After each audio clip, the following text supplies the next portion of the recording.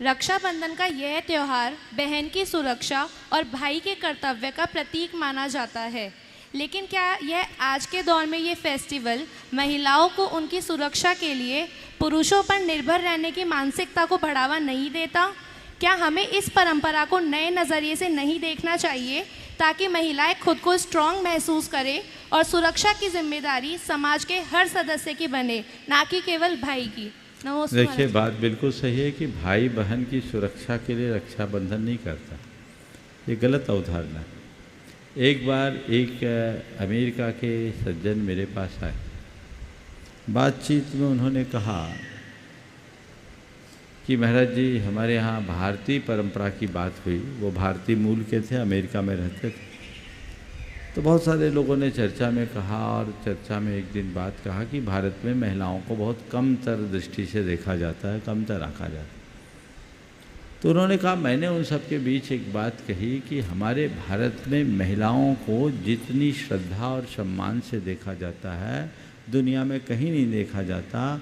और उसके लिए भारत में एक दिन निश्चित है रक्षाबंधन का, जिस दिन अगर कोई कोई बहन अगर किसी भाई की कलाई में राखी बांध देती है, कोई स्त्री किसी युवक के हाथ में या किसी पुरुष के हाथ में कलाई बांध देती है, कलाई में राखी बांध देती है, तो उसी दिन से वह पुरुष उस स्त्री का भाई और स्त्री उसकी बहन बन जाती है।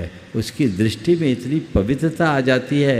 यह आध्यात्मिक दृष्टिकोण केवल भारत में देखने को मिलेगा, अन्यत्र कोई नहीं मिलेगा। सुनने वाले ताजुब खाकर रह गए। ये चीज़ आप अपनी मानसिकता से हटाइए कि भाई बहन की रक्षा करेगा, नहीं, भाई अपनी दृष्टि में पवित्रता लाकर अब उसको एक स्त्री की तरह देखने की जगह बहन की तरह देखेगा, और बहन उसे एक पुरुष की तरह देखने की जगह भाई की तरह देखेगी। ये है दृष्टिकोण।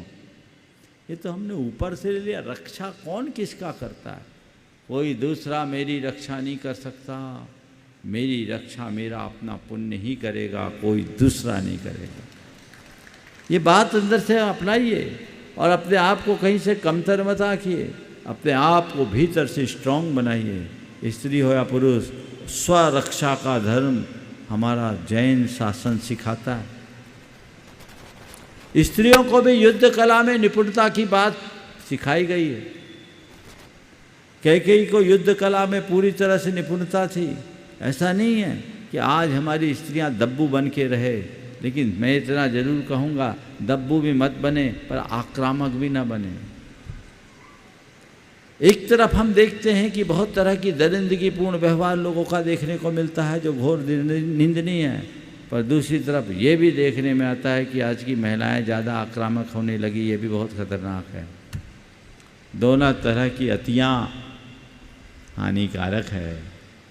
हमें अपनी मर्यादाओं को सुरक्षित रखते हुए ही आगे बढ़ना चाहिए, और ये बात गांठ में बांध लेना चाहिए कि मर्यादा की रक्षा में ही जीवन की सुरक्षा है।